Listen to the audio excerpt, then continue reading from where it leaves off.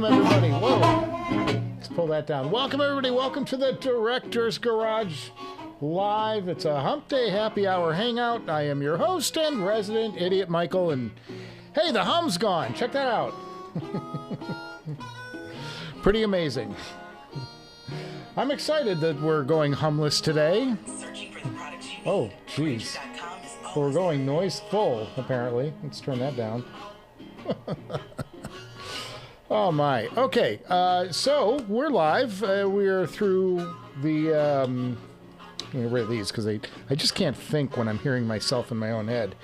We got through CanJam okay. I hope you guys did too. I hope you had a wonderful, wonderful CanJam. I know I did, but I worked on the hum after last week's episode, and it turned out I was working on Mrs. Director's laptop one night, and I needed to run a hardline internet cable to her laptop to download a software update. And when I went to plug in an extra wire, because rather than go, it was having problems with the wireless, when I plugged in the wire, I knocked the mic cable off over onto the router. And wouldn't you know it, data noise and mic cables don't mix. And that's where the hum was coming from. Oh, and she just got home. Hi, we're live to the world.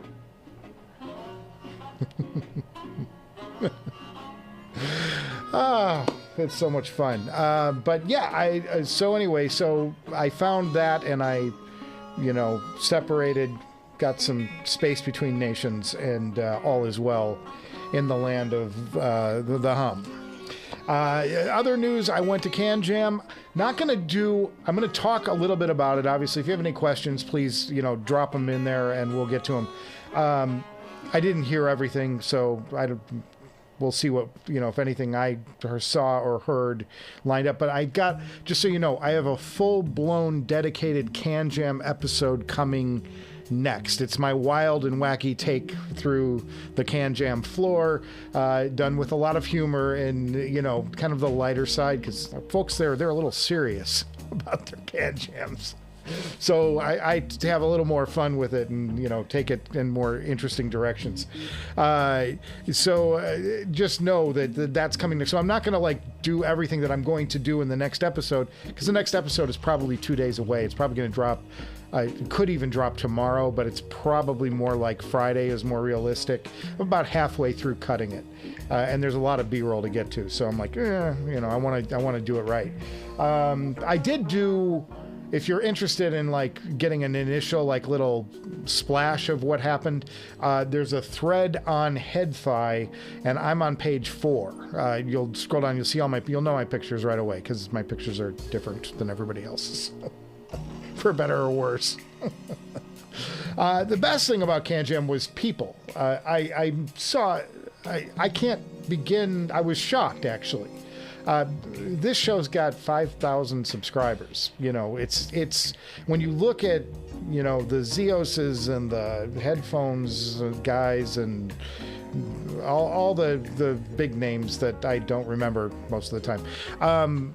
They've got 100,000 subscribers. They've got, whatever. I'm a sliver of that. And the number of people who came up and said, hey, I like your show, or what do you think of this, or you're a jackass. Can't turn the music down. Stop with the sound effects. Was stunning. And actually, manufacturers, that's the really cool thing. And that's the thing that I developed most. That's the biggest thing I took from CanJam was a lot of new contacts, which is great because, first of all, I had no idea anybody was watching the show, certainly not from a manufacturer standpoint. I thought, we have our group here and we kind of have fun, and I'm like, that's great. I love it. I mean, I love doing this show. I love you guys. You're all my friends, and I even ran into a few of you guys at the show. Audio Fool and I spent a lot of time together just running around and trying some different stuff out. Spent some time at the Music Tech table, and what they do, the Mest Unique Melody. They're the distributor of Unique Melody stuff and Low 2 Audio, stuff like that. But the manufacturers talking to me of these guys and the distributors. That's good for the show because I'm going to get product now.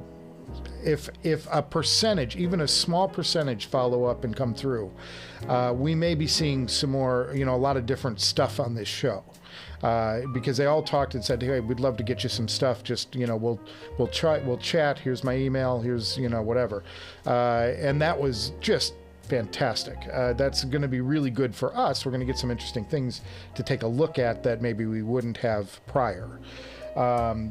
So that's really cool. Want to talk about a couple of industry things real quick before we jump into the CanJam stuff.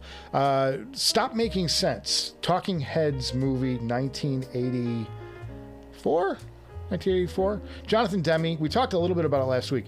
Jonathan Demme was the director of that. I think I said somebody else last. I think I said Barry Levinson last week. It was not. It's Jonathan Demme. I just flipped him. Jonathan Demme did Silence of the Lambs, whatever, that movie. But that got released in IMAX. And I talked about how it was getting re-released in IMAX. Well, the first numbers came back from last weekend, and they're blowing people away. They're setting records for IMAX with this movie that was released 40 years ago. Just stunning. And the majority of the people that have been going to see it are young. It's like, it's like a 70-30 split. Young folks are discovering our music. And I think that's really exciting because hopefully that means we'll be getting, the younger folks will want to do music like that or riff on that type of music. And that's something that's been missing in music for a long time, for probably 20 years.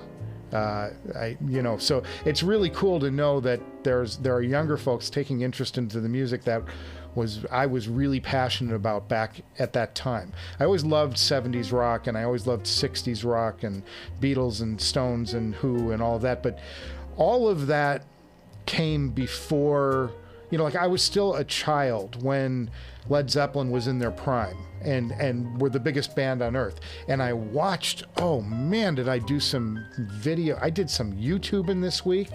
Folks, I did some YouTubing this week. I was, because I've had to do a lot of writing this week for work. So I usually like to have something going on in the background to just fill in, because otherwise I'm sitting there writing. And so I found some old Led Zeppelin concerts from like 1975. And I found a Nebworth concert from 1979, just before, like literally weeks before John Bonham died, the drummer. And just fascinating to see how they put a show together. And it was so interesting because today, when you go to a concert, you have a backing track for the concert. Even U2 and the bigger bands that even do it, they fill in with digital fill-ins, some of the stuff. So what they do, I don't know if you're familiar with how this works, but generally what they'll do is they have a set list, and they do the set list every night if it's a big concert. And what they allow for are breaks for solos. So all of the music goes to a click track, which triggers visuals in the walls and lighting cues and all this stuff to happen at certain points. And then they'll have a break of, whatever, 6 bars, 8 bars, 12 bars, 16 bars for a guitar solo. And the guitarist can then like really riff and do something really original in that section. But then they get back to the click track so that the visuals all line up again and the lighting cues are back in time, and they finish the song. And that's kind of the modern archetype of a big stadium concert. Well, Led Zeppelin and those guys, they didn't have that. They didn't even have video walls back then. They just had the band. And they didn't even tour with like a backing, like in the later years when Led Zeppelin reformed for those O2 concerts, and for when Plant and Page got together in the mid-90s and started finally burying the hatchet and revisiting some of that, their Led Zeppelin work. They did No Quarter and some concerts and stuff. they had a big, huge orchestra playing with them. They really did production value so they could play songs that really sounded like the record. Well, the Key in the mid 70s, they were still touring as a 4-piece band. And they've only got, so there's only 4 guys, one of which is going to be the drummer, and one is the singer who doesn't play any instruments other than harmonica. So that leaves 2 guys to play the entire rhythm and lead sections.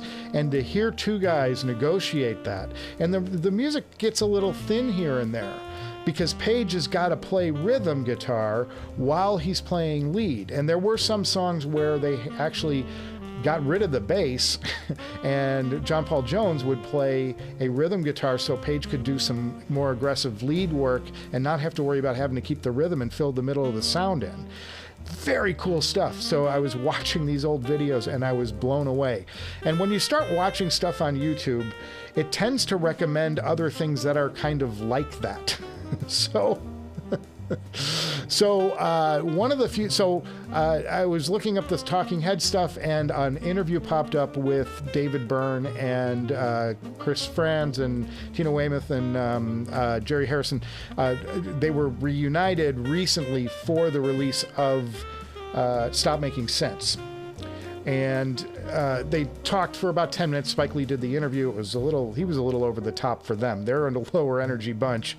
And he's like, "What did you think, man?" You know, like all up in their face. And they're like, "Well, Spike, we talked to Jonathan and he wanted to do, you know, like that was the way the concert actually played." And you know, they're answering very straight, and Spike's all over the top. It's really funny.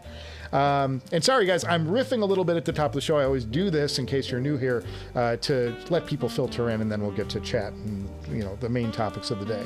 So I have 2 things I'm going to talk about. The first is Talking Heads. And so after I was watching that, there actually was a blurb that one of the guys, it was either Chris Frantz or Jerry Harrison, I can't remember which, but one of them came out and hinted that they may not be done, and they may be actually getting back together for some sort of either reunion or new project or something. And my response to that is, I'll believe it when I see it, because as far as I can tell, in every single interview I've seen David Byrne do for the last 20 years, and I've watched more interviews of David Byrne, almost as many as I've watched of the Beatles and all of those guys. I've seen more David Byrne interviews and every single time he said he has, you know, he left the band. He was done with that chapter of his life, for better or worse. And, you know, the guys, he wrote all the music, he wrote all the lyrics. It was his baby. That, you know, the band contributed, but that was his group. There's no, you can't, there's a reason that the Talking Heads didn't continue on as a trio, or, you know, they just couldn't, because he was the driving creative force in the band and the lead vocalist on top of it. So, every interview I've seen, David Byrne has said, absolutely not. It's just nothing he wants to go back and do. He did that part of his life. He's not sorry he did that part of his life. He doesn't regret that part of his life, but he needed to close that chapter creatively, because working in the confines of a band was limiting to him, and he wanted to do other things. As a fan of the band, I'm like, oh, David, please get over it. You had a huge thing going. Why couldn't you just keep doing music? But he's the artist, and he's the creator and the genesis of where all of that great stuff came from. And if he's not comfortable anymore, maybe the stuff wasn't going to be as good anyway, right? I don't know. Because I can't fault him, but for one of the guys in the middle of the group, and Chris Frantz is usually the shit stirrer. He's the drummer. He's married to Tina, the bass player. And he said something interesting in that interview, by the way. He said he said he mouthed off too much back in the day, and David raised an eyebrow when he said that, because he kind of probably agrees with him, and that probably had something to do with David just being, I just got to get into a different world. So that's maybe the only thing. If Chris is owning his part of whatever was upsetting David back at the time and made him want to go and do his own thing, maybe he'd be more open to it. But as far as I know, David has just said, look, I want to, it was a perfect time. It was a perfect thing. The Talking Heads were original and new and innovative, and nobody had ever heard what we were doing back then. And to try and push that forward doesn't make sense, because it's not breaking new ground like the band did back in the day, and he doesn't want to do it anymore because it doesn't make sense to him. So take with that what you will. Maybe we'll see a reunion, maybe we won't, but it was very interesting to me.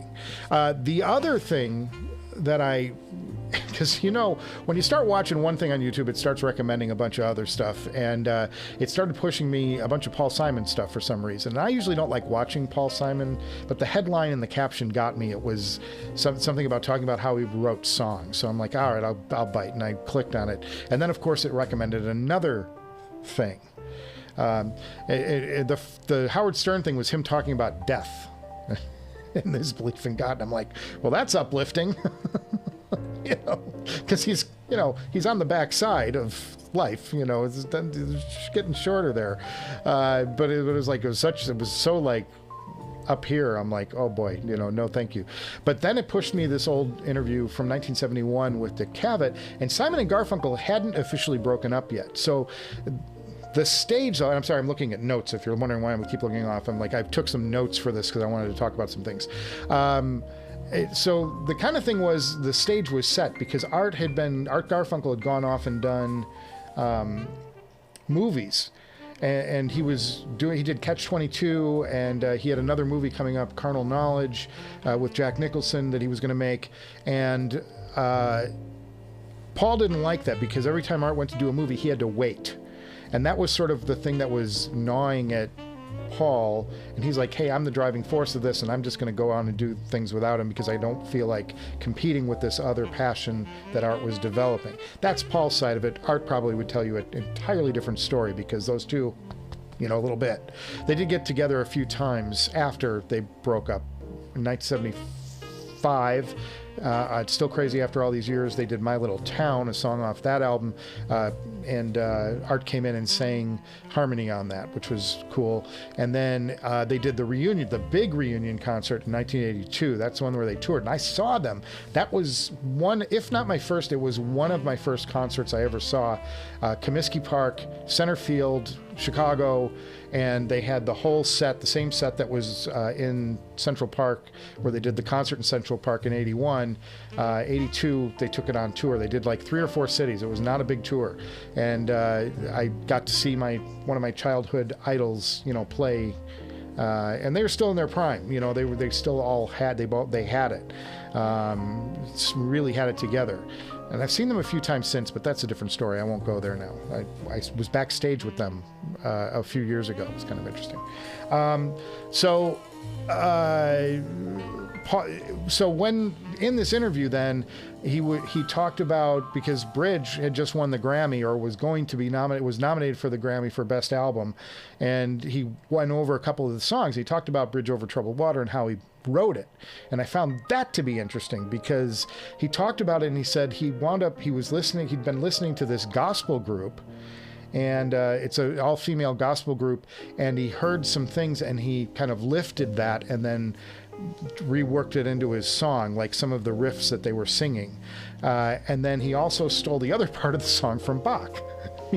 one of Bach's concertos or something, I don't know, and it kind of made me think about another story. It's a salacious story, so I won't tell you. Just Google Paul Simon Los Lobos, and we'll leave it at that. A story will come up about, if you Google Paul Simon Los Lobos, you can read all about that, but it's really spicy and really crappy. So it was like, And he also said his most proud work is Graceland, which that is directly that story is a direct impact upon. So Google Paul Simon and Los Lobos, and you're in for a treat. A real like crappy music story, how people get screwed. But my favorite part of the interview was he talked about recording the song Cecilia. Now, I'd never heard this before, and this was arguably this is the biggest hit off of the Grammy-winning album of 1970, Bridge Over Troubled Water. And when he wrote, he told the story, and what he said was when he wrote the song was one of the few songs that he'd actually written backwards. Normally he starts with a chord progression and or an idea in a lyric or something like that, and he'll kind of start building around that and work out the melody. In this case, he had rented, and I love this story, he was in LA and he rented the house on Blue Jay Way. Now you know the street Blue Jay Way. That's where George Harrison was. He was staying on a house on Blue Jay Way when he wrote the Beatles song from Magical Mystery Tour. So Paul rented that same house, and he was there with a bunch of friends, and they were sitting around and they started to kind of mess around with percussion. And they were using common things, like a book or a pot or a pan or a, spoon or whatever. And they were all playing percussion, and they got into this like percussion rhythm. And they were playing this, and Paul had a Nagra recorder. Now, a Nagra is the field recorder that anybody who did a concert album recorded on back in the day. It's a very high-end, high-quality, reel-to-reel field recorder. And he rolled on it, but the Nagra had a problem with it. It had a leaking playback head. So as they were recording, the playback head was picking up what the record head was doing, and it was sending it back into the playback cycle and re-recording it. So they were getting a slap echo effect. It's an old trick that they used to use in the studios to get slap echo before digital took over. So there was this natural slap echo going on, but he recorded 9 minutes of all of his friends together and playing this weird percussion thing. And he had the idea of, gee, I could probably turn this into a song somehow. So he took this 9-minute master, Nagra tape, into the studio, and he found about 90 seconds of it that he really liked and thought was really good. And they made a loop out of it. Now, in those days, to make a loop, in a loop now, it's like you just feed it into the computer and you have it double. You can make a loop out of anything. And it's super easy to do and fun. But back then, you had to actually do a physical loop out of a tape. So he took this minute 30 and he spooled it between two reel-to-reel decks, which is going to be they're going to have to separate them by feet and feet. And you run this long loop and you splice the thing together and you push play, and the thing will run around on a loop between the two machines, using the two machines to drive over one set of heads, and you create a loop. And that it was so well recorded because it was on this high-end recorder, that became the loop and the basis of the percussion for Cecilia. And that's how the song got. He actually wrote it backwards. He had the percussion, and then he started playing guitar over it and adding layers to it. So the whole thing was really, there was like blown away. I was really cool. So that was, those are my two stories for the day. I love starting with a story, and I love a good music story. And those were two that I happened to come across. And I hope you found them interesting, because I love stories like that about how something came to be. Because as Dick Cavett said it in this interview, and I've said this, 1 minute there wasn't Bridge Over Troubled Water, and the next minute there was. So where did all that creativity come from that came to create one of the most iconic albums of the century? Fantastic. So really excited. So cheers, everybody. Happy Hump Day. We are here. It's Hump Day Happy Hour Hangout here at the Director's Garage, the 4-H Club. Glad you could join us. Hope those of you who saw me at CanJam could come up and say hello and didn't feel. I met so many people there. It was so cool. And Audiofool was there, and a couple of people, a couple folks came up and said, I didn't know everybody. The hard part is that most people here have different different handles. So you go up and you go, Audiofool. You don't think, oh, that's Steve or Richard or Joe. You don't know. Okay, so let's go to the chat here. Hey, gents. I got to move this somewhere so I'm not looking so far off camera, because that's got to be annoying, right? Happy Hump Day, folks. Happy Hump Day. Cheers to everybody. Richard Spector, Gil Renard, QNTM, perfect example. Great seeing me at CanJam. But to me, it's QNTM. I don't know who that is. It's like, oh, I'm Joe. I'm the guy who met you at the thing. You know what I mean? It's so funny. Is this a live chat? Yes, it's a live chat. It's a live chat, folks. I just start the show, the live stream, with usually some dialogue to get some people in here and get the comments rolling, so I can kind of flow through the comments, because we don't get all that many on this. This is a small show. We know this. Good evening, Michael. I hope you enjoyed CanJam. The Ascot show in UK was very cool. And you know, I think of ascots, I think of the British ascot around the neck. It's so cool. But I'm glad you enjoyed it. Yes, and I met a lot of people, met some CanJam folks. Seems like some HeadFi folks, people who work at HeadFi.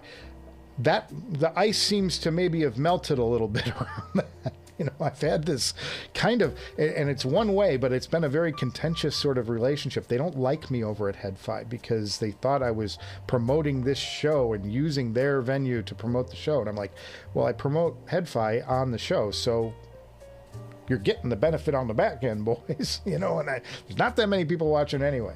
So funny. What did you think of the Spartacus? And did you manage to listen to the Mass Kobo? Anthony, I did listen to the Spartacus, and I thought it was a fun headphone. I thought that it was first of all, it's more stunning in person than it is in the photos. I think that the photos don't do that IEM justice. It's like crazy. There's so much depth going on that you don't get from the photos, and when you start turning the IEM, it's like the layers of it. Really cool. And sound-wise, it was more in the fun lane. It was more in the well, I'm trying to think of what would be a good comparison for the Spartacus. It was just a fun headphone. It's not gonna like kill you with detail. It's not, they weren't going for that. And for that price, they shouldn't. They're about mid 1500 range. And as much as like, oh my God, 1500 for an IEM, you gotta be nuts. That's not out of line for what that type of headphone does now. And I enjoyed it. It's more in the Mest line. It's got dual bone drivers. The Mest has a bone conductor driver, conduction driver. And so it's got that. So it's that more full sound. And then there's a robust bottom end on it that's tight, which is really nice. I think of it as a perfect headphone for EDM and pop and hard rock, heavy metal, movies. If you're going to watch a movie, it would be a great IEM for that. I found it to be super enjoyable, well-tuned. But if you're into, like, you know, if you're going to go to listen to jazz or classical or something that's got a lot of nuance and a lot of detail, I would probably choose something else. But I super enjoyed them. They were like right in the lane of the kind of IEM that I enjoy and like to have around for fun. And we'll go to, and I saw the Noble guys, and you know, I saw Jim there, who's John Moulton's brother, and we chatted for probably 15 minutes or so, just talking about stuff and cool stuff. Very fun and nice guys, and super enjoyable. Richard Spector said, "Yes, live chat." Yeah, we're live, folks. All this is live. You can't make this up. It's morning in Malaysia. I love that. Morning in Malaysia. That could be like its own. That could be a movie or an album. Morning in Malaysia. That's so awesome, man. Audiophiles IEM Endgame system. Cheers to you, buddy. Cheers to you. Anybody who's new around here, when you make a comment, we everybody around the world who's watching raises a glass to you. Little something we like to do around here. It's happy hour, boys. Howdy, Ace of Spades. Any quick recap of CanJam? The recap is this. I'll talk about specific things if you have questions, but the entire next Director's Garage episode, which will be out in a day or two, probably end of the week at the, ish, is dedicated to CanJam. It's my little log of CanJam. So I'm like, I don't want to give it all away because I'm going to just do it again in 2 days and you'll get to hear it and you'll get to see it with much better visuals than me just talking about things. Because I actually shot footage while I was there. What I'll tell you about it is this. The best thing I heard while I was there was the Unique Melody Multiverse Mentor. Say that 10 times fast. Unique Melody Multiverse Mentor. Of everything that I heard, that was the IEM that I went, whoa, this is moving us in a cool direction, and in a way that I haven't heard before. And and it's funny because listen to this. This is like so anti-me. This is so not my type of IEM. 12 balanced armatures. Balanced armature. I like the E-stats, and I like the 12 balanced armatures. The dynamic drivers. Where's that? There's 4 bass balanced armatures, 2 mid treble, 1 mid, and then 4 treble. Oh, I get it. 4 bass, 2 mid, a mid treble, and then 4 treble balanced armatures, all balanced armatures, and then it's a new driver that they're calling a frequency shift bone conductor, bone driver, because I love saying bone driver. As much as I play up these different technologies, I couldn't deny that this one had spectacular balance. It was ticking all the boxes for me. It had good detail, but not hyper detail, which works better for me. I like something that's got a lot of detail, but I don't like it to be shoving every detail it can possibly find at me in a very, like staccato way. I like something that shapes the music a little bit. And this did that. And then, but the problem is $4,500, boys.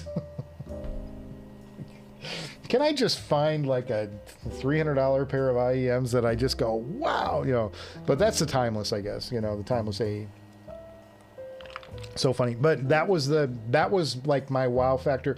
And then the other thing I heard was, DCS had a whole room of DCS goodness. So I went in there and I listened to the Lena clock, because I'm interested in that. Obviously, I've been talking about that for a long time, about how I want to get a Lena clock in here. And then the other thing that I wanted to get in, the other thing that they actually asked me to come back and check out. They said, great, go look at the show or whatever. Can you? Oops, I got a thing from Mrs. Director here. Can you please get back on YouTube? Her YouTube failed. She's having YouTube fail. I am the great fixer of all things around here. They said, go enjoy the show, whatever. If you can, we want you to come back and listen to our Bartok Apex before you leave. They said, we're really excited about this, and it's very special, and it's going to kind of wreck your show for you. And I'm like, challenge accepted, boys. I'll do it. I'm down for that. I'm so down for that. Who isn't excited about, blow me away?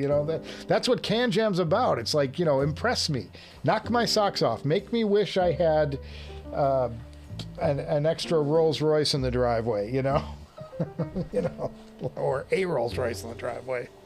And so I did. I went back there and I checked out the Bartok Apex with my Caldera. I had the Atriums on today. Anybody notice that? So it's supposed to be the Atriums. I pulled them out the other day. I did a whole listening session late at night.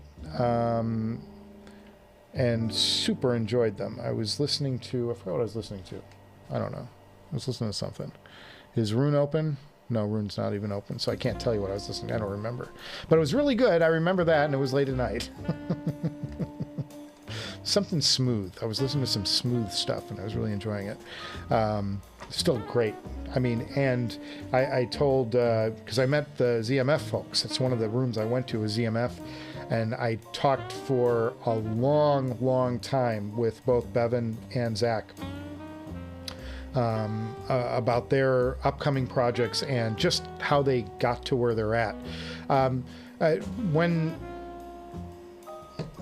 For the last CanJam I went to, which was 2 years ago, I had only bought the Verite Open from them, and I bought those, and I was kind of hot and cold on them. And I'd love to actually, that's a review that, like, if I could redo, I think I have better ears now. Like, I know what I'm listening to better. Just because that was like, I think it was like episode 13 or 12 or something that I got my ZMF Verite. And it may have even been sooner than that. But I think the Odin was first. Anyway, so I don't think I gave that headphone justice. I think that that's like one of the reviews that I really blew. And I would love to redo that. And with the set of listening ears, because I've heard hundreds, I mean, easily hundreds, maybe even 1,000 headphones since those early days of the Director's Garage. We were just in the pandemic, and I had some experience under my belt, but I don't know that I did that review well. There's a couple of Director's Garage episodes, I'm like, that was like my worst. That was like probably my least cohesive review. And then my experimentation with, I tell people all the time, just skip over the Cord Hugo TT M scalar episodes. Just skip them. They're complete. It was a complete failure. Like my biggest failures, and it was public, and the episodes never came together. Neither of them, I did 2 of them, and neither of them came out the way I wanted them to, and didn't produce the results I wanted, and it was a big just waste of time.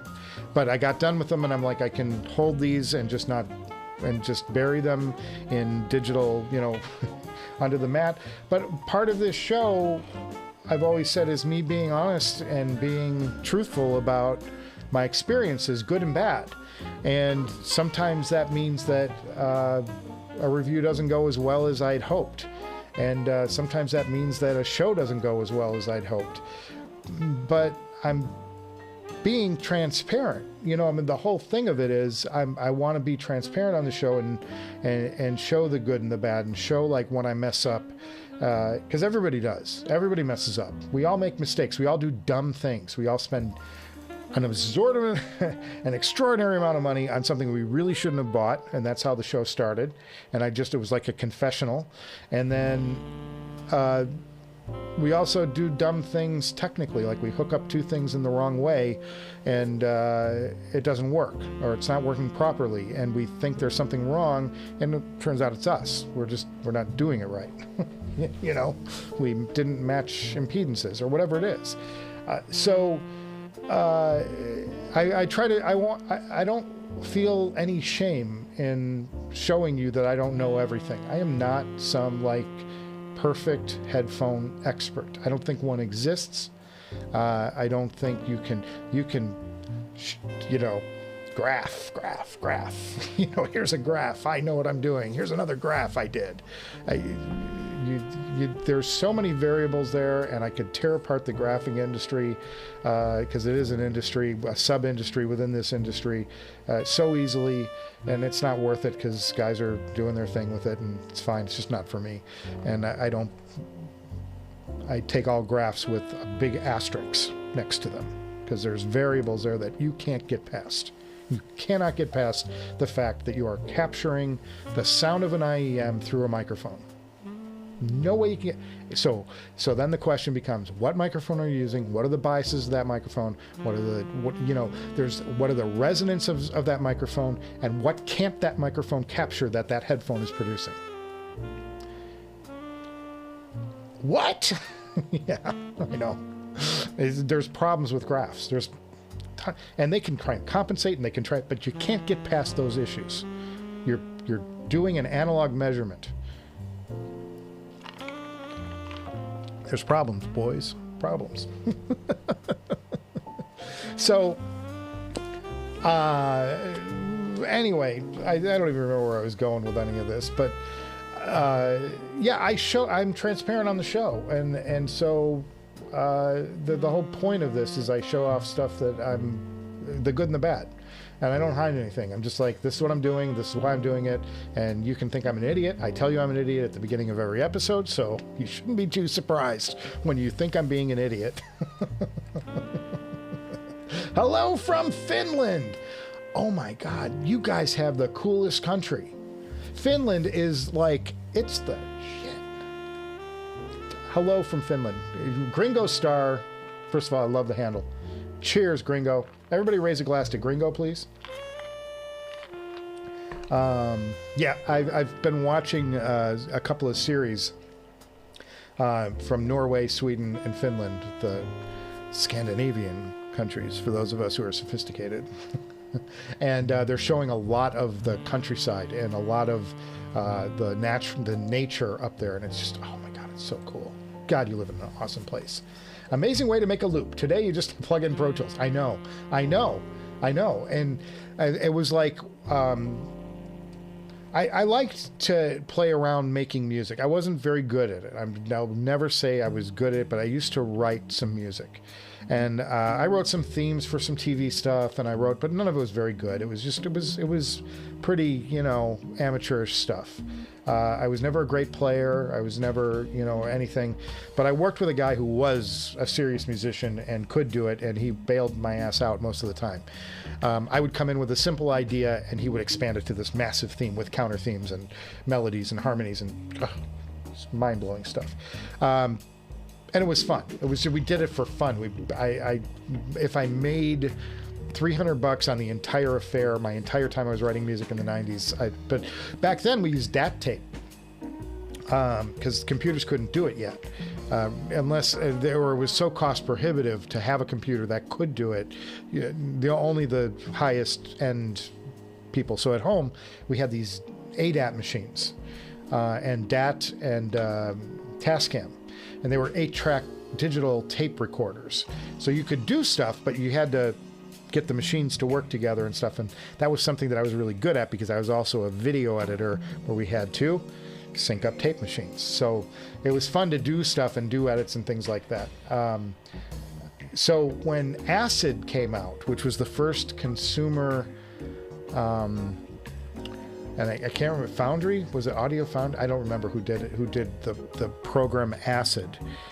They also did a program called Vegas Video. It was like one of the first like consumer video editing tools that wasn't total crap.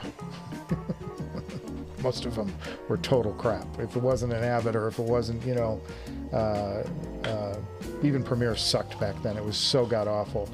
And Final Cut didn't even exist, I don't think, back in those days. The Final Cut, I think, came out in about 99.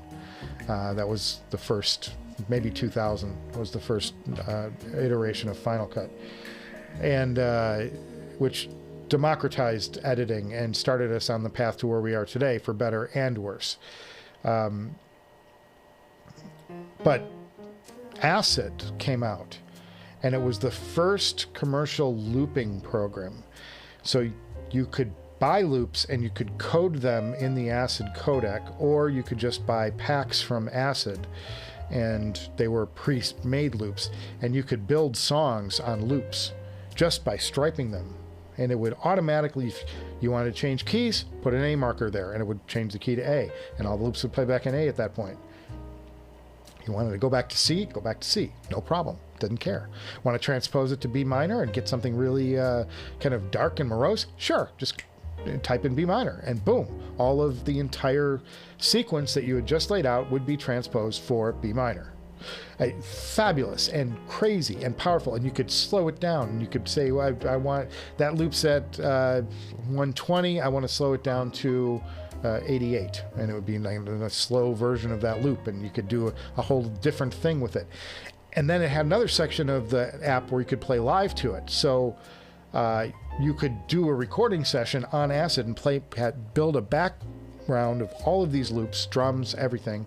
And then, because back before then, I was programming a sequencer, a little drum machine that was a standalone thing made by Alesis with the drum beats. And I would either do it where I programmed it, which is a pain in the ass, or I would play it live with my fingers. And more often than not, I would play my drum beats live with my fingers on this drum pad. And it wasn't like a kit, it was just like buttons. And I would stomp out a beat and then, you know, layer over it when I was writing stuff. So very cool. But that's my experience with looping audio.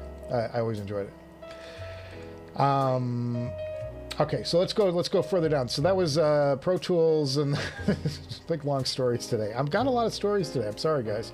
Did you get a chance to audition the Abyss Diana? Yes, I did. Or Focal Utopia? No, did not get to the Utopia. Yes on the Diana. And I'll talk a little more about it in the video, but it was good. It was good, but there have been 3 or 4 times in the last 6 months, 8 months, let's say. This director's been broke for the last 3 or 4 months, where we moved, and that's the whole thing. Sorry if you're new here. It's not that I've lost anything, or we moved, and we're adjusting to the new levels of payments, and I'm like, I won't spend anything on audio gear for a while until we stabilize and understand where all the hits are going to come from on this new house, because it's a stretch. We stretched a little. It's good. It's good. It's good for everybody, but you know, not so good for the audio budget. There were 3 or 4 times I saw a Diana for sale and I almost picked it up. And I'm not so, it's not bad. I didn't put them on and go, oh, this is terrible. I just didn't go, wow. I didn't go, I gotta have these. In the way that when I listened to the 1266 TC, I went, whoa, this is different. Whoa, this is different, and it's great. I didn't have that reaction with the Diana. I think it's in the mids, and I think these are more mid-forward headphone. And it just didn't make me go, wow, I really want to have a pair of these in the house. So that's what I'll say about that. I'll talk about it further. You'll get a little more out of me in the video, to this week's video. Those of you just coming in, the next Director's Garage episode will be 100% dedicated to CanJam. I took video, I made notes, did all the things, and I put it together in a very fun and entertaining, goofy little 20-minute video. And it's half cut right now. It's laid out. I just have to finish the sound pass, and then do all the B-roll, and then it'll be out to you guys probably later this week, unless things get really hairy with work, in which case it'll be out early next week. But I want to get it out soon because CanJam is still fresh on everybody's mind, and everybody cares what you think. Nobody cares what you think in 2 weeks. Nobody cares what I think 90% of the time, but that's another issue altogether. Hey, cheers, everybody. Happy Wednesday. 2 p.m. in Finland. Ace of Spades, thumbs up. Gringo says his screen's busted. Dang it, I hate when that happens. Found my channel a few hours ago. Wow, you are new. Cheers, Gringo Star. You don't know our silliness.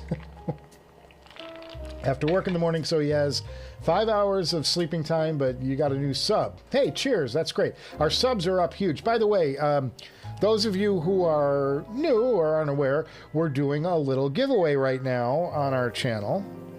I crossed the 5,000 subscriber barrier a few weeks ago, and I put together a little package. They're all back there. See all those headphones back there? There's 6 of them. I'm giving them all away as a way of saying thank you. And go to my Director's Garage page.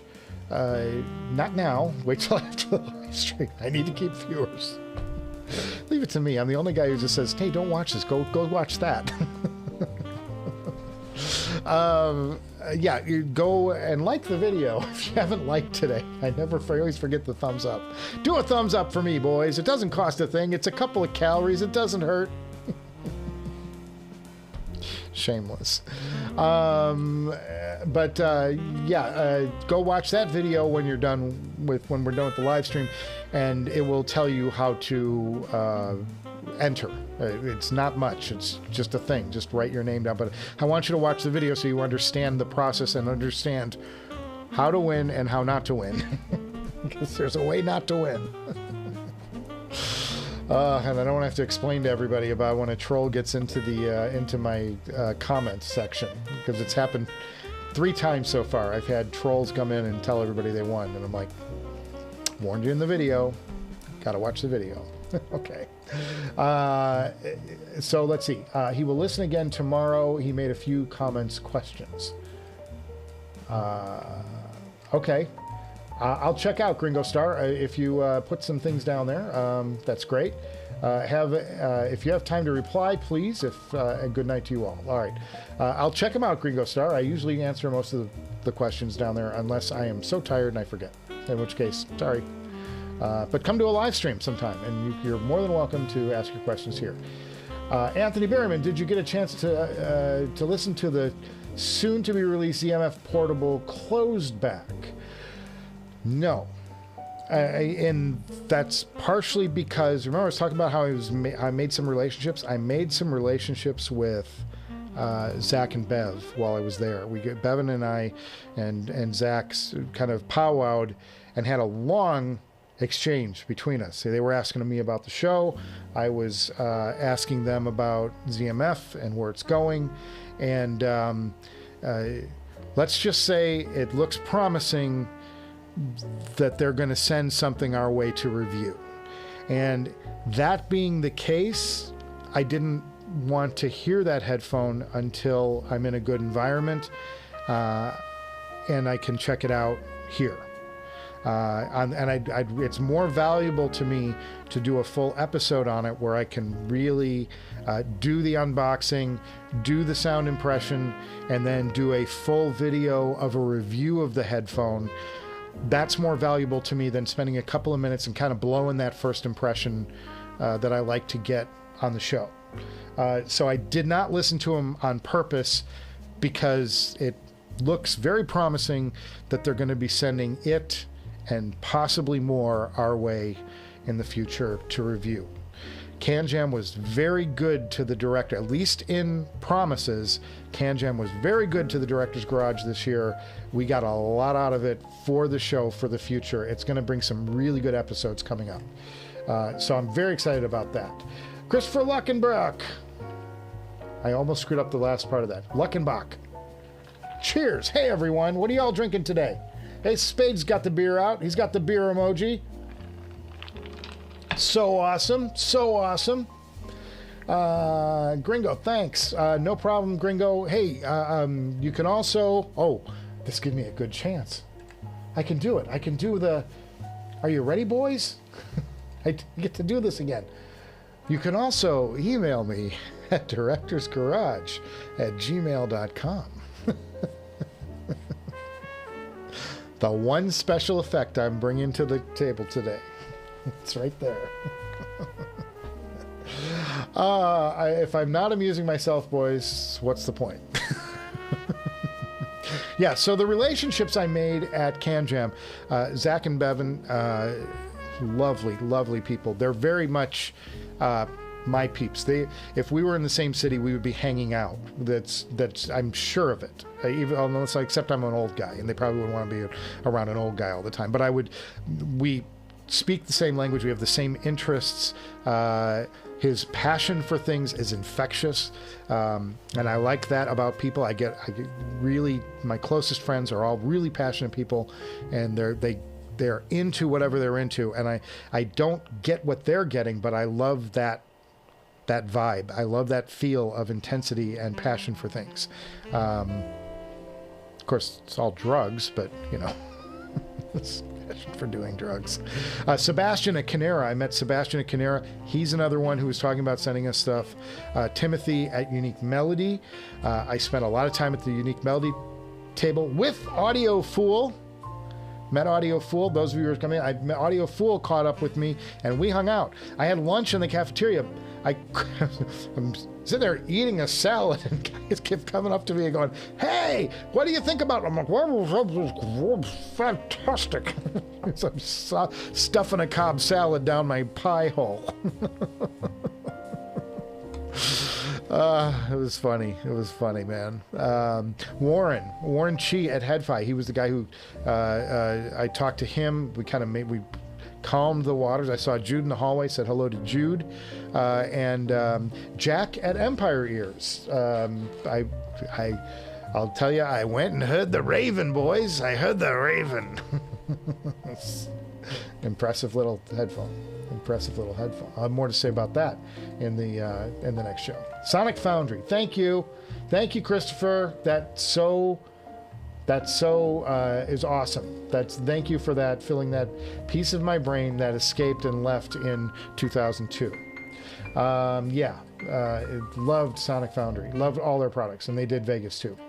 Sorry, I'm like, did you hear Austrian audio composer? No, I did not get to that table. There was a lot that I missed because I'll be honest, guys, I had more conversations. I sought out and I heard my main targets, except one or two things. I only missed one or two things while I was there.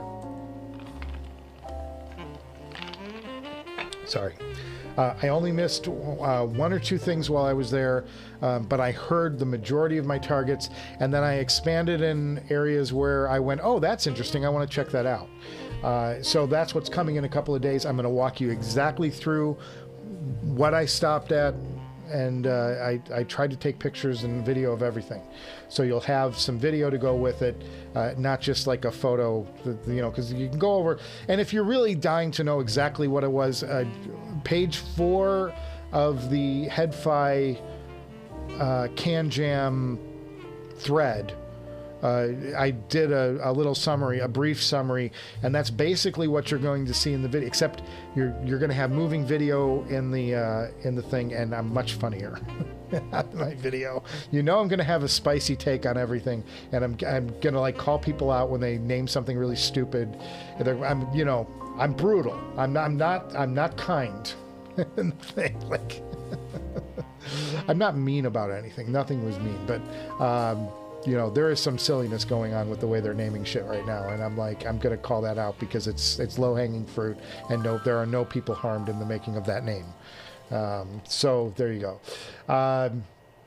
Did you get to your ears on the headphone 2? Yes, absolutely I did. I heard the headphone 2, and I am as in the dark about them now as I was when I walked into CanJam, because those headphones, they're open backs, and more than any other open back I own or have heard, they have the worst sound isolation.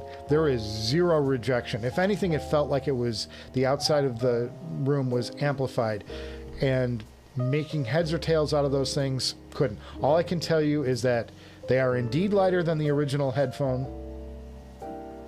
Pardon me, burping. They are indeed lighter than the original headphone, and they have some bad clamp pressure going on. I was not thrilled with the clamp pressure. But other than that, yes, lighter.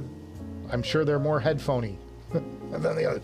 But I couldn't make it. It was so loud, there was no way. Anybody who was in that room that tries to give an honest opinion of what the headphone 2 sounds like on the basis of what they heard in the room, I would be very skeptical of their assessment, because the room was so bad and so loud, and you're right in the middle of all of the shit that's going on there, all the thick of it. No way you could possibly hear that headphone and get any kind of walk away with any kind of reasonable qualitative analysis of that headphone. So, Susvara. Hey, cheers, Susvara. You're a new name here. We love that. Very cool. Anybody who's new here, we raise a glass to Susvara. So everybody around the world just raised a glass to you. I hope you felt it wherever you're at. Cheers. Totally great. Happy Wednesday, everyone, says Johnson Adekunle. I did my best there. JTB Magic Tricks. What does that mean, JTB? Are you fooling with me? gonna make my atrium disappear. Any audio photo systems photos today? No, nobody sent me anything. I don't have anything new to show you guys. So if anybody's got anything and they want to show it, send them to me at, directorsgarage@gmail.com. Special effect time. And if you can send me your user photos and we will show them off on the show, because that's what we do here. It's one of the things we do on the live stream. I love doing it. We love looking at your gear and what's going on there. I won't reveal your name, age, weight, or social security number, I promise. Just send us a photo and we'll just go, wow, that's really cool. He's imbibing on Terrapin Hopskuchener IPA. I have no idea what that is. I did recognize Terrapin from Terrapin Station, a great Grateful Dead album. Susvara says, young at heart. Yes, but old in years and wisdom. Okay. So yeah, Tommy V, I'm sorry I don't have nobody sent me anything for check out this time. But if you have a system, I'd love to see it. Send it here. We'll show it off live on the show. I can't do it now because it takes a while for me to get the photos to a certain place, and you don't want to see me just sitting here going, sending, it's just too much. But yes, we show off viewers' systems all the time, and Ken's Workshop even sent us a video of an amp that he built himself. That was on a previous live stream. I screwed it up at the beginning of it, but in the end, everybody got to see it. A 7-minute video of him talking through the different components on his DIY homemade amp that I hope someday he not only gets to produce, but I hope he gets to send us a pair. And I've got another prototype coming in at some point.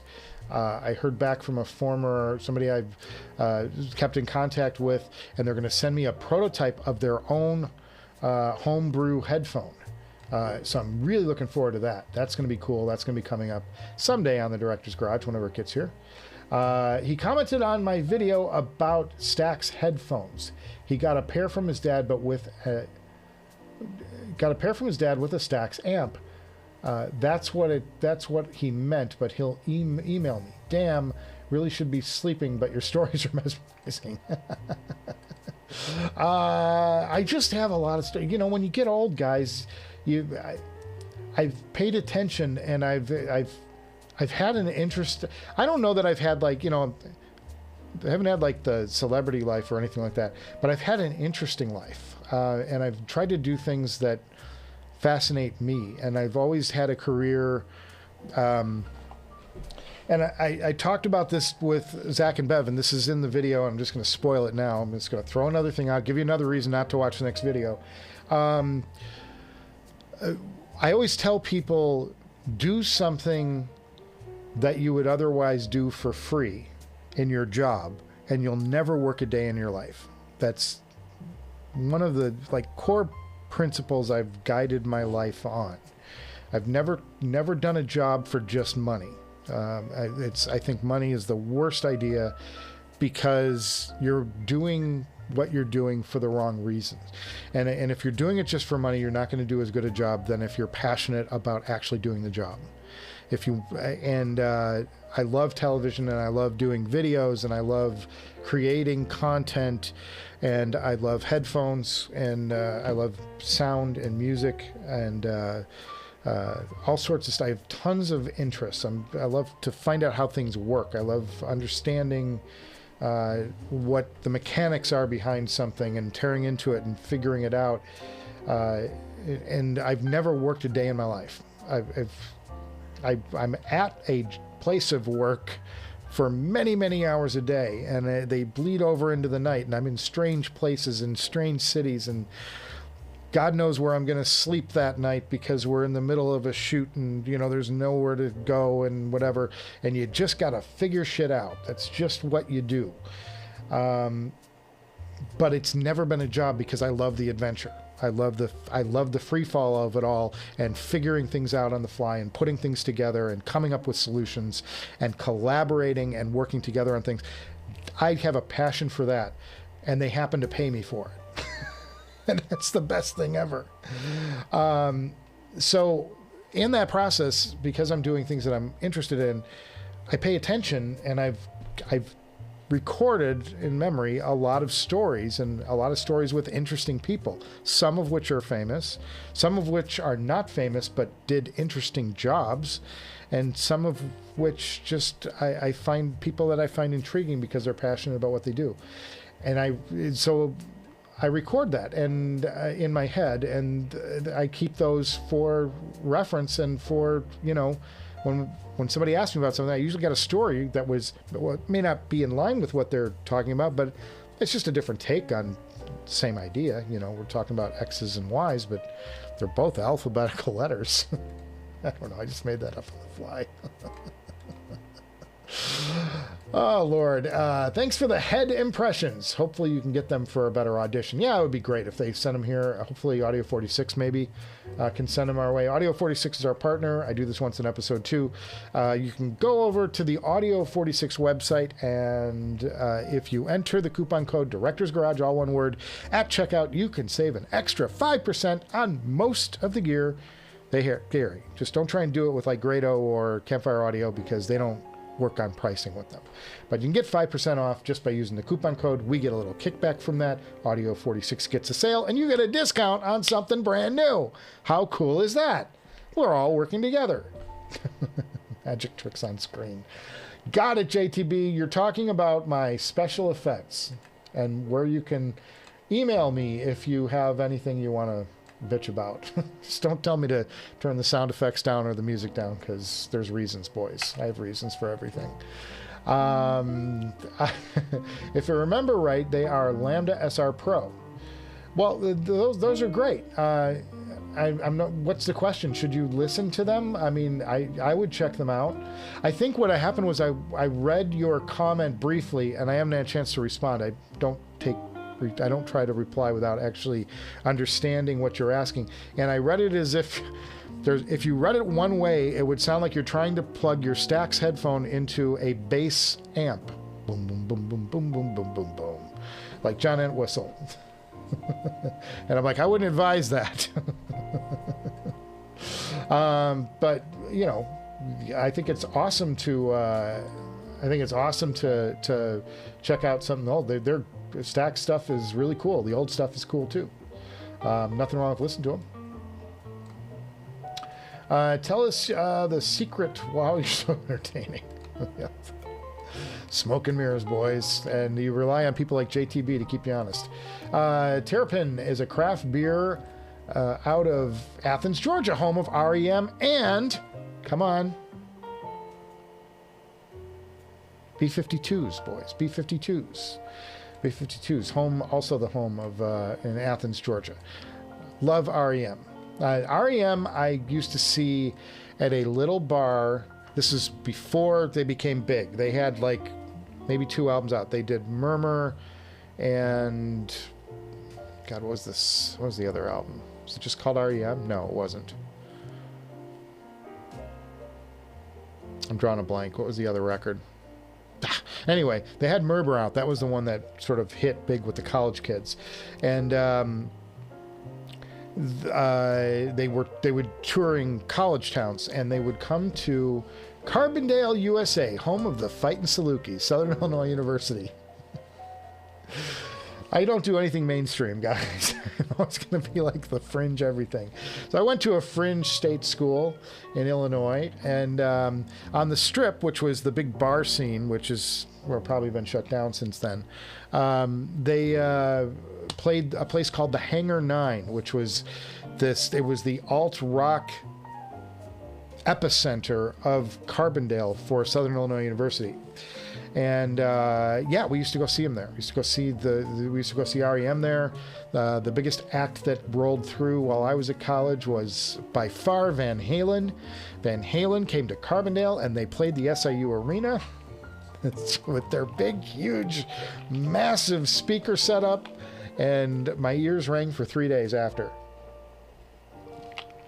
But all those smaller bands, Replacements and REM and like the beginnings of alt rock, that movement was playing out in my college at the time, and we had a radio station at college that was dedicated to just that movement. It's called WIDB. They're still on the air somewhere. I think they're on the web now, though. They don't broadcast. They don't go on the airwaves.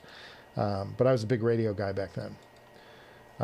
Agreed. You at least have to love some aspects of your job. Yeah, I am lucky because I love every aspect of my job. Everything. My worst day is like, things that sucked. Well, we got tomorrow. Let's go. For life, he designs networks, but he wouldn't do it for free. Tried breaking in music for 10 years. The last thing we recorded was one of the top producers in Finland. It was with one of the top producers in Finland. Awesome. And do more of that if it's what your passion is. I just say follow your passion. Make sure you're doing stuff that you love. Or find something new that does excite you in the way that music does. If music's not working out for you, there's something else that you do in your life that you enjoy doing. Mrs. Director, we had a different career, and I asked her the same question. I said, what is something you find yourself doing for hours and hours and hours for free that otherwise somebody might pay you to do? And she said, I help people. I talk to people on the internet who are struggling. And that set up an entire career for her. I won't go into it because, internet, but it's streaming to the world. But it set up her entire career, and she became an absolute, top of her field thing with a simple philosophy, Any new music recommendations? Boy, I was listening to old music this week. Hang on a second. I'll open up Rune. What was I listening to? I was going and revisiting stuff that I haven't heard in a long time. And I was listening to concerts on YouTube. I found some old Led Zeppelin concerts, and I was fascinated. I talked about this at the top of the show. I was fascinated by how Jimmy Page would carry the show playing lead and rhythm at the same time, and how his mind was jumping between both parts to keep things honest. I hope this doesn't tear down my stream because I'm about to open Rune while I'm doing this. I was listening to Bee Gees. I went back and was listening to old Bee Gees this week. That's the band I was listening to. But that's not new. That's very old. But it was a perfect complement for the ZMF Atrium because it's not hyper detailed. It's very smooth music, fun music, and this headphone was perfect for that. I wanted to pay some homage to the Atrium because I haven't listened to them in a while, and I thought, what would be a great band to listen to on the Atrium? Bee Gees. And I really did a deep dive. I listened through some of the disco stuff, some of the older stuff. So great. Really enjoyed it. And I like all music. You'll find that out on the show. I know people. There are people, you say Bee Gees and they're like, oh, disco. Yeah. I'm like, I like disco. I like some disco. I also like metal. I love AC/DC. I like Cinderella. I liked Whitesnake. I liked all those 80s metals bands. Loved the Scorpions. One of my favorite bands back in the day. So enjoyed them. Partially because, and I like bands that are really strong melodically. So I was less into some of the Slayers and I didn't even like Nirvana at first. It took me a long time before I really got into Nirvana. They're not a metal band; they're grunge. But I liked this. I liked the bands that were doing lyrical things with metal music, melodic things with metal music. and I wasn't as much into the Ronnie James Dio. That was just the more adrenaline focused metal, speed metal. That was not as, didn't do as much for me as the stuff that carried a really strong melodic and song structure. I can appreciate anything that's built that has an interesting build to it. And my biggest complaint, I'll tell you this. Look, Taylor Swift, Beyonce, whatever, they're okay. My complaint isn't with them or their voices or their talent or their lyrics. My problem is, in fact, some of the lyrics are really good. My problem is with the way they build songs.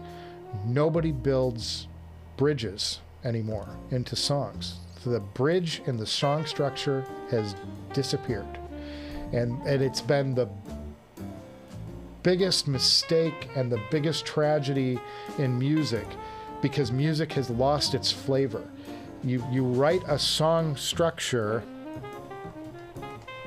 Sorry, interrupting the show. Yes. For about 15 more minutes. So the art of songwriting has been lost on this generation, like from almost the year 2000 to today. Part of it is there are very few people. Back in 2000, there were very few people who were actually writing the new music. You had some bands like Green Day that were doing their own thing. It's fine. It's great. And you had some off bands like the Fratellis, who were the Fratellis. If you want to hear good song structure writing, go listen to the Fratellis' first two records, Costello Music and Be Here Now. Was it Be Here Now? I think it was Be Here Now. Their B sections of songs and their bridges were stronger than most of the music being written. There were hooks inside of songs with great hooks. Crazy way to write music, because you're burning through insanely good material. But he was Joe Fratelli, and I forget his real name, but that's the he was writing. He was burning through material. He probably could have had five sensational albums, 5 really good albums out of those first 2 records, had he just split the bridges and hooks out and let them be their own songs. But he jammed them together in such interesting ways and such unique ways. You're like, where is this coming from? And this hook could be its own song. And that's the biggest, like, disaster that's happened to the music business, because in the year 2000, the pop music creators, the producing agents, the studios, went down to about 3 or 4 different people as the source of all the pop music that went out to all of the artists. So Britney, Christina, NSYNC, all these groups, there were only about 5 people writing all the music in the United States during that era. I don't know if people know that. There were songwriting teams. And most of it was in Florida. There were 2 or 3 groups in Florida, like just small little guys that were pumping out the music to all these guys. And it's why hip-hop became so interesting, because those guys were doing their own thing. You know, they had a number of different sources too, but the artists were doing their own thing. Whereas the pop music had gotten so homogenized by this couple of different people that it got really boring. And the music all sounded the same, even though they were different groups and different acts, because the song structures were all the same. And they all eliminated all the bridges, which is where songs get their flavor. Listen to Sting. Listen to what Sting says about writing music. Listen to what any great songwriter will tell you. It's like the bridges are core to making a great song. And what happened is that it became a self-perpetuating thing. Those guys were writing all the music. The next generation of artists that came up, the Biebers, all of those guys, well, they were listening to what they were hearing on the radio, and they were writing their music based on what they were hearing on the radio, and that's the template they used to write their music. Well, guess what? They didn't write bridges into their music either, because that's what they grew up hearing. It's a terrible, terrible habit, and a bad habit, a sloppy habit that that writers got into when it came to the pop charts. Why the pop charts suck. Taylor Swift is interesting, but and maybe the more visionary of the artists out there, but not all of her stuff is great. It's like it's not from a structural point of view, from somebody who has an interest in music. Some of her stuff is fantastic, but then there's an album like Midnights where she was like right in line with what everybody else was doing, and at least structurally, and it's not an interesting album to me from a musical standpoint. Did very well, sold a gazillion records, no problem, whatever, do what you want to do. It's just, if you're looking to get my attention, it's a boring record. It's a very boring record from my point of view. Folklore was a far more interesting record because she took it in different directions and told stories and had bridges, and it was great. This last album was like, it's like everything else. I had no interest in it at all. And that's just me, This doesn't mean I'm right, doesn't mean I'm wrong. It's just my opinion. Enjoys parts of his job too. Okay. Gringo Star will stop rambling here. He's been playing from as young as he can remember, and if you don't break, you shouldn't stop playing music. No. And I'm trying to learn. My challenge has been learning a new instrument. I'm trying to pick up piano again. I've tried 3 or 4 times in my life to learn piano. I've played guitar off and on for years, but I want to pick up piano. Piano is of interest to me. I'm interested in music theory, and the piano is where all music theory comes from. So if you learn piano, you're learning every other instrument. So it's very fascinating to me, all of the different structures and where major chords come from, minor chords come from. I would be if I had the time, I'd be a great student for Rick Beato. Look him up on the internet if you're not familiar with who that is. Other bands from Georgia worth mentioning: Allman Brothers, Collective Soul. Allman Brothers are core stuff. They're not from Athens though, but they are from Georgia. And Dwayne was obviously one of the great guitar players of our lifetime. My lifetime. Maybe not yours. Maybe you were born later. He died in 73. Motorcycle accident, 72. The Bee Gees are a band when their music comes on the radio and you're with your friends, you change it to seem cool. But when you're alone, you crank it up. I understand that notion. I totally understand that notion. I love the Bee Gees. I love the Bee Gees. I'm like, I will listen to it, whatever. But I mean, put on what's the album? Main Event? Was it Main Event? Main something? Bee Gees albums. Bee Gees Main Course. Put on Bee Gees Main Course and listen to side 1. If you have the LP. Otherwise, listen to the first 4 or 5 tracks. It was unlike anything anybody had heard.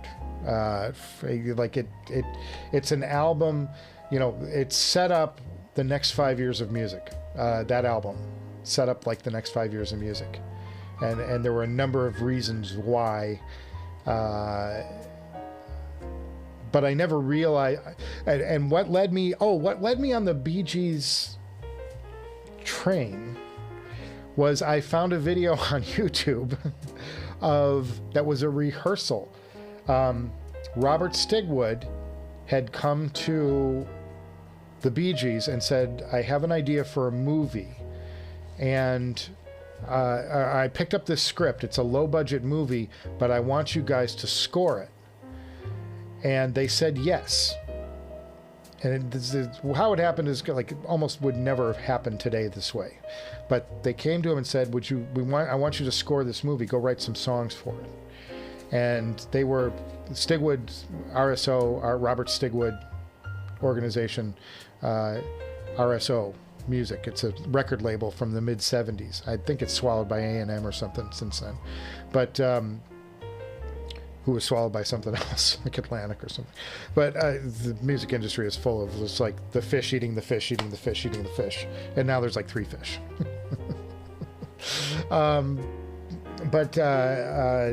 Came to them and said, you know, so Barry got this little section of music in his head, and he goes into the studio with a piano player and they start working on it. And there's a demo of them working on How Deep Is Your Love from the earliest stages. There's no lyrics, and like gradually starts building a few lyrics here and there.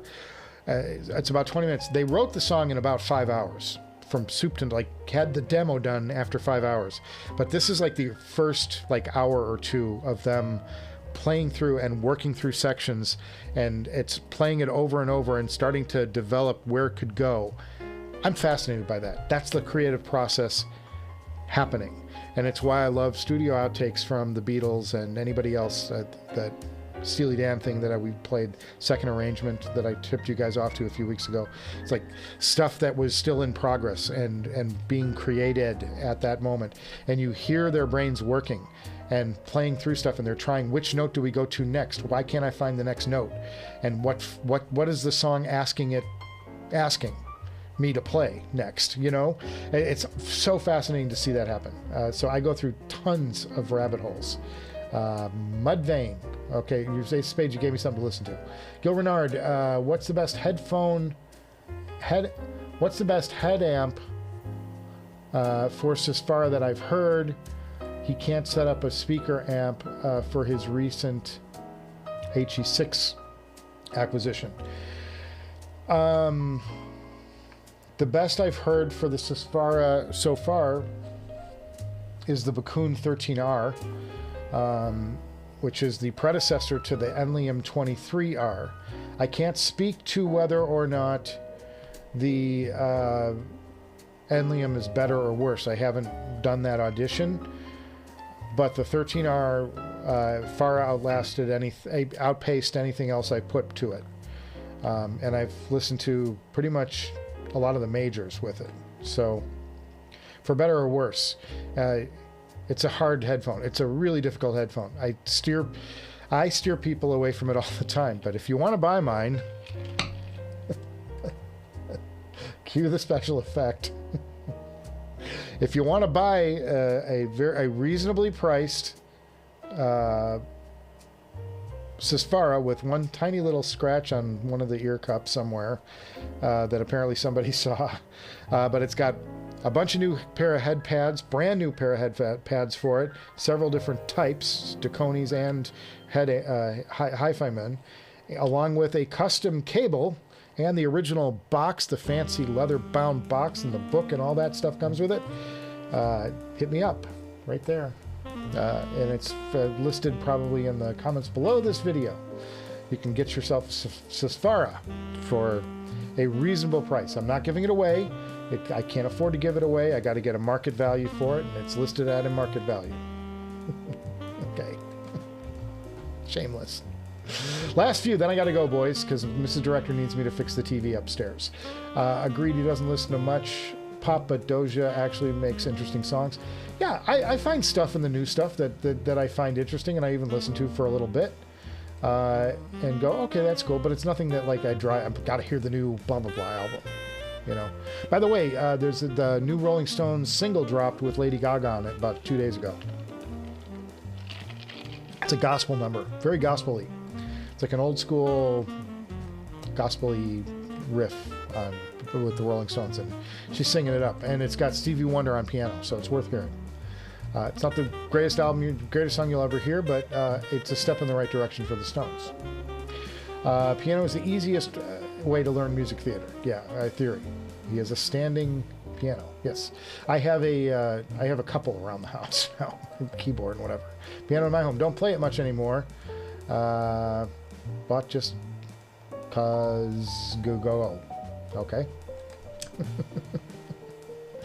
Tragedy is a really good Bee Gees song. I love there's so much of their stuff. There's only a few songs that I'm like, I can do without this one. But it's very, very few and far between. I can understand, you know. And the cool thing about them is that they did write their own music. They weren't handed stuff. There wasn't somebody writing stuff and they got it. They actually wrote their own music. And they gave music away. In fact, Saturday Night Fever, they gave away two of the best songs on the record were given away. One was If I Can't Have You, and I think they wrote Disco Inferno, maybe. They wrote one other one, but they gave it away. They were so prolific through that time, and gave away songs all over the business. It's amazing the writing credits that they had. And the stuff that they gave away that they didn't do themselves was phenomenal. And then they gave their baby brother a career. Unfortunately, he passed away very early. But Andy Gibb had a very promising pop career coming, and it was because their brothers wrote music for him. Hi, Michael, dropping in to say hi, John. Cheers. Before heading to work, hope you had a blast of CanJam. Cheers, John. We're going to wrap this show up in a few minutes. He'll be listening till the end at the morning. If it's still in YouTube. Yeah, these are saved on my live page. Like if you go to the Director's Garage page and click the live tab, these all stay up. There's nothing, I don't hide anything. I have no shame and no money and no viewers. Pop music is today's country. It's so mediocre and uninteresting. Yeah, and today's country. Same thing. Few artists, country's a little more interesting at least because at least they're playing with things. You need a car battery to power the Susvara properly. No, you need a nuclear power plant to power the Susvara. Gotta run. 1 hour commute. Have a good one, everyone. Yes, and with that, guys, I'm going to wrap up today's live stream. Look for my full CanJam. I swear, it really is a fun take. You know I don't do anything serious on this show. We have a good time, and it's all about having a good time. Sorry, looking for my app that has the music on it, because I got to play the good Bob music. Outro. There it is. Play. You know I don't take anything serious on the show, and I certainly am not going to take a big convention with a lot of dorks walking around with Princess Leia cups on. Going. You know I'm not going to take that lightly. You know I'm going to find some things to poke fun at. So I had a good time with it, and I loved the script, and I shot it, and it's halfway cut. So that'll be out in a couple of days. You'll get my full CanJam take, my full CanJam experience, which was 1 day only, because married. That's how you stay married. You don't go to CanJam for 2 days, boys. You go for 1 day. So you can get away for a day. You don't go for 2. Until this show starts making $100,000 a year, in which case, sure, honey, go for the second day. All right, guys, look for the new episode in coming days. Cheers. Thanks for stopping by today. Tip your waiters and waitresses on the way out the door. Make sure you recycle those bottles and cans. And I will see you guys before you know it. Cheers, everybody. Have a good week. Get some audio going so we get out of here.